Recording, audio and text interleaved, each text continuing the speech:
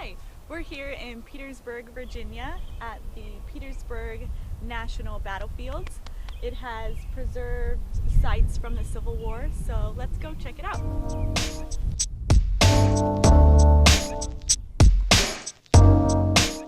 Petersburg National Battlefield is a National Park Service unit preserving sites related to the American Civil War siege of Petersburg in 1864 to 1865. The battlefield is centered on the city of Petersburg, Virginia, but it also includes outlying components in Hopewell, Prince George County, and Dinwiddie County.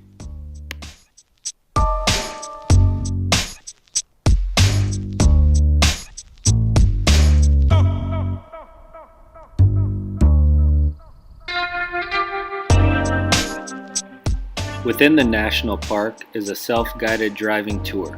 Several miles of paved roads take you through the woods and fields.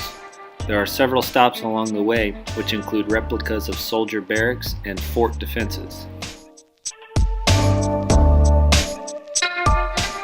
The Siege of Petersburg was the longest military event of the Civil War. It lasted 9.5 months and resulted in 70,000 casualties. The suffering of civilians and thousands of U.S. troops fighting for the freedom of their race and the decline of General Robert E. Lee's army all describe the Siege of Petersburg. It was here General Ulysses S. Grant cut off all of Petersburg's supply lines, ensuring the fall of Richmond on April 3, 1865. 6 days later, General Lee would surrender. As we walked through some of the replicated quarters, we tried to imagine what life must have been like.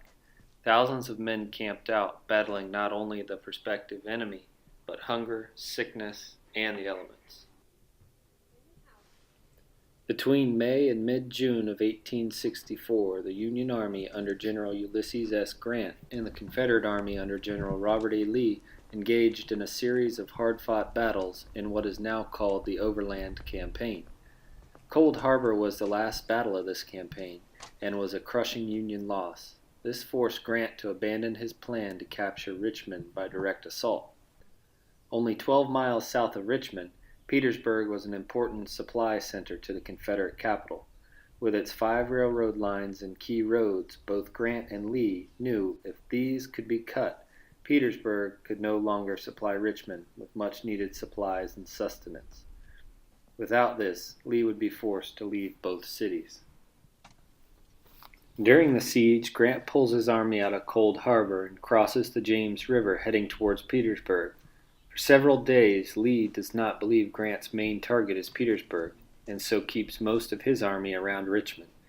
Between June 15 to the 18th in 1864, Grant throws his forces against Petersburg, and it may have fallen if it were not for the Federal commanders failing to press their advantage and the defenses put up by the few Confederates holding the line. Lee finally arrives on June 18th, and after 4 days of combat with no success, Grant begins siege operations.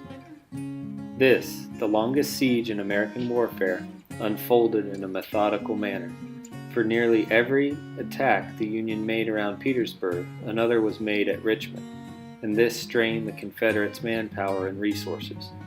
Through this strategy, Grant's army gradually and relentlessly worked to encircle Petersburg and cut Lee's supply lines from the south.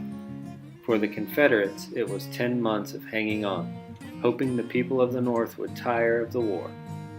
For soldiers of both armies, it was 10 months of rifle bullets, artillery, and mortar shells, relieved only by rear area tedium, drill and more drill, salt pork and cornmeal, burned beans, and bad coffee.